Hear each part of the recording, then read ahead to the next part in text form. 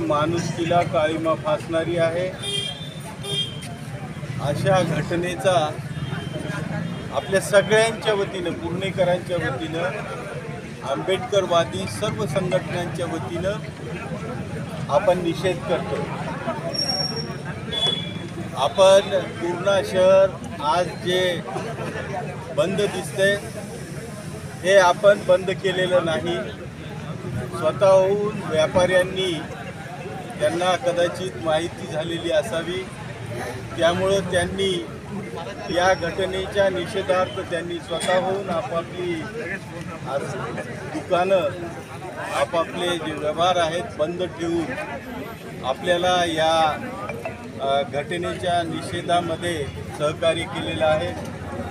आता वेळ नाही काही करण्याची, त्यामुळं आम्ही सगळ्यांनी अशा प्रकारची चर्चा केली आणि या निर्णयापर्यंत आपण येऊन पोहोचलेलो आहोत की उद्या 11 वाजता बुद्धविहार या ठिकाणी सगळ्या बाबासाहेब आंबेडकर आणि त्यांच्या संविधानावर प्रेम करणाऱ्या सर्व आंबेडकरवादी पक्ष, संघटना, जाती, धर्माच्या सगळ्या लोकांनी त्या ठिकाणी जमायचं आहे। त्या ठिकाणी जी घटना आज घडलेली आहे त्या घटनेची नोंद घेऊन त्याचा निषेध, त्याचं निषेधाचं निवेदन आपण राष्ट्रपतींना आणि संबंधित खात्याचे महासंचालक यांना आपण पाठवणार आहोत। या सगळ्याची नोंद घ्यावी। आपण खूप आतापर्यंत होरपळून निघालेलो आहोत। आपण अनेक संकट आपण सहन केलेली आहेत। कोणत्याही विनाकारण आपल्यावर कुठल्याही प्रकारचे आक्षेपार्ह, कुठल्याही प्रकारचे शब्द येऊ नये या दृष्टीनं आपली कृती असेल। आपला बाप हा अत्यंत बुद्धिमान आणि संयमी असलेला आहे, याची सगळ्यांना जाण आहे।